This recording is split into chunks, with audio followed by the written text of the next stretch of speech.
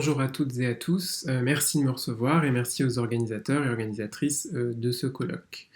Ma communication a pour objectif d'analyser les mécanismes oppressifs que je regroupe sous l'appellation de prison de l'image, à savoir les effets d'un ensemble d'images diégétiques qui enferment les narratrices et leur corps dans un carcan normatif. Le corpus que j'étudie est composé de The Bell Jar de Sylvia Plath, des belles images de Simone de Beauvoir et de La femme gelée d'Annie Ernaux. Je vais rapidement résumer les trois œuvres. The Bell Jar s'ouvre à New York en 1953, alors qu'Esther Greenwood tombe en dépression après avoir travaillé au magazine Ladies' Day. Après une tentative de suicide, elle est enfermée dans un hôpital psychiatrique jusqu'à la fin du récit.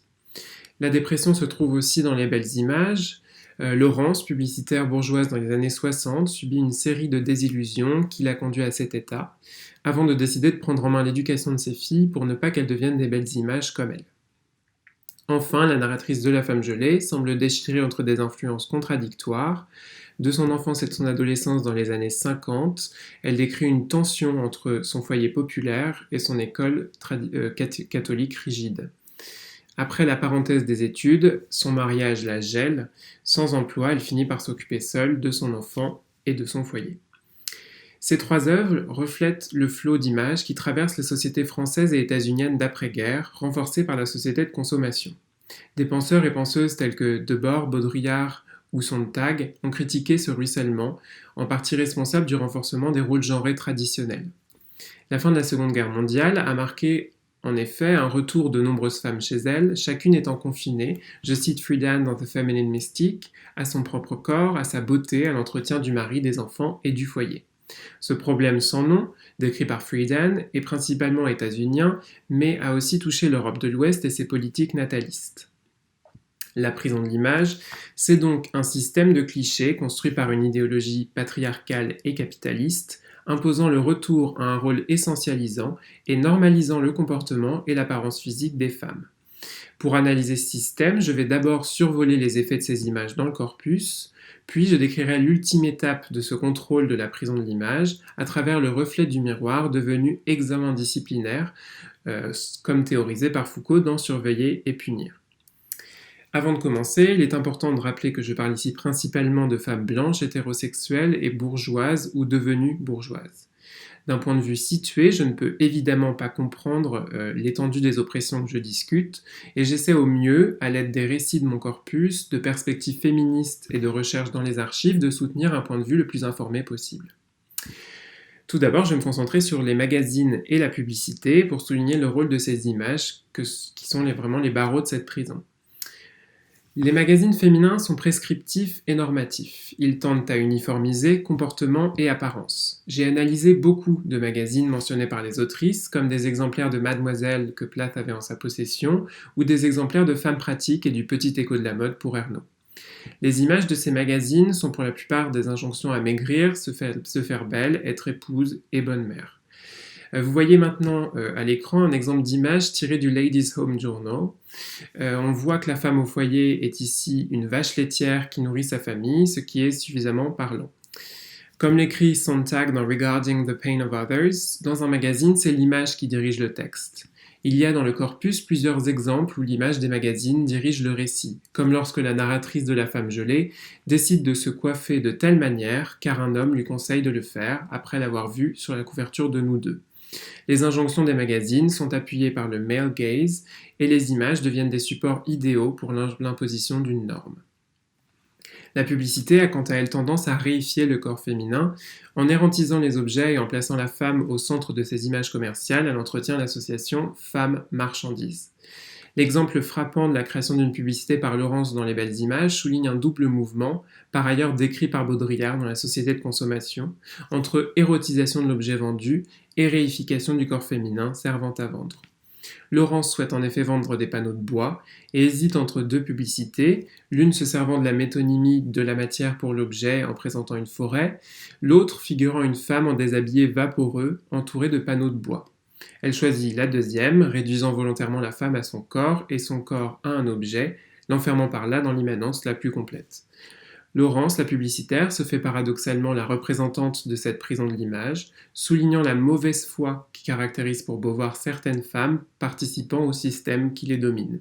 C'est d'ailleurs bien ce qui sépare la vision de Beauvoir et de celle d'Ernaud, qui préfère, elle, rejeter la faute sur un déterminisme social et des mécanismes oppressifs, peu affectés par les comportements individuels. Avec les exemples du magazine et de la publicité, j'ai esquissé le fonctionnement de la prison de l'image. Mais cette prison n'atteint son paroxysme que lorsqu'elle est pleinement internalisée par le biais du miroir. Le miroir peut être analysé comme un examen selon la théorie foucaldienne de la discipline dans Surveiller et punir. Foucault décrit l'examen comme tel, je cite, « L'examen combine les techniques de la hiérarchie qui surveille et celles de la sanction qui normalise. Il est une surveillance qui permet de qualifier, de classer et de punir. Il établit sur les individus une visibilité à travers laquelle on les différencie et on les sanctionne. » Fin de la citation. Si le miroir permet d'observer son corps et que le corps féminin est soumis à de violentes pressions de la part des images, le miroir devient un objet de pouvoir. Tout comme l'examen en milieu carcéral, il n'implique pas de hiérarchie visible, mais impose à ceux qu'il soumet un principe de visibilité obligatoire. Cet examen promeut une seule norme physique, c'est l'injonction à la beauté, et sociale, c'est le rôle de la femme au foyer. Personne n'est physiquement présent pour exercer ce contrôle parce que les femmes l'exercent toutes seules. Ernaud marque le moment précis où le miroir commence à devenir un examen. Étant petite fille, la narratrice considère que se regarder passer nue devant la glace est un loisir sans conséquence. Toutefois, sa perception du miroir est modifiée lorsqu'elle atteint l'adolescence. Elle y guette le reflet d'un corps imaginaire, un corps mince aux proportions harmonieuses. Le miroir devient alors un outil d'analyse du corps, soutenant le fantasme de la création de ce corps imaginaire calqué sur la norme des images. Puisque son corps actuel ne convient pas à cette norme, la narratrice en invente un autre, dans lequel elle s'aliène, se détournant de son corps réel.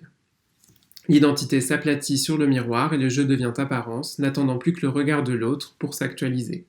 Comme l'écrit Foucault, je cite, « C'est le fait d'être vu sans cesse, de pouvoir toujours être vu, qui maintient dans son assujettissement l'individu disciplinaire.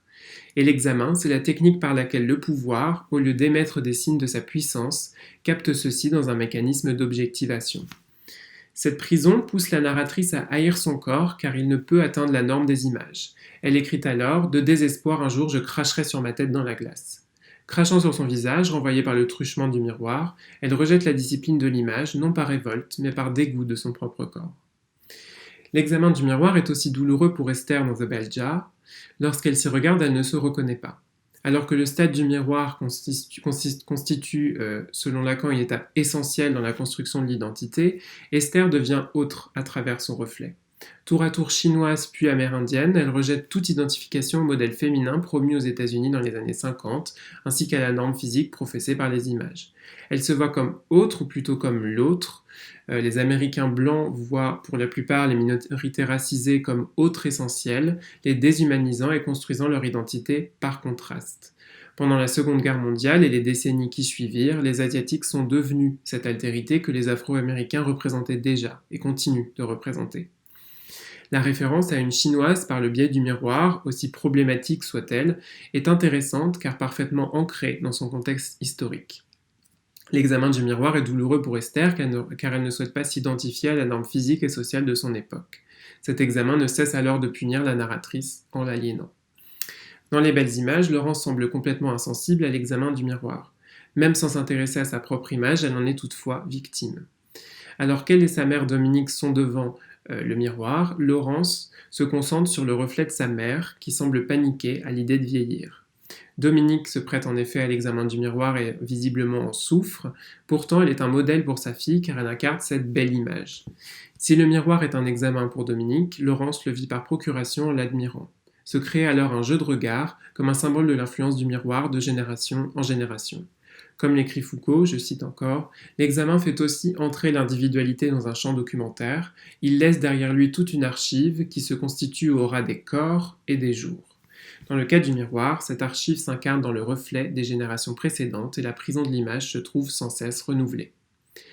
Pour conclure, ce rapide survol de la prison de l'image offre une vision sombre des récits, à l'intérieur desquels les images semblent tout contrôler. Les autrices leur opposent toutefois des modèles féminins, des images affirmatives, comme le dit Geneviève Fraisse. Par exemple, la mère de la narratrice de La femme gelée incarne bien ce contre-pouvoir, luttant par son exemplarité contre les clichés qui composent la prison de l'image. Merci.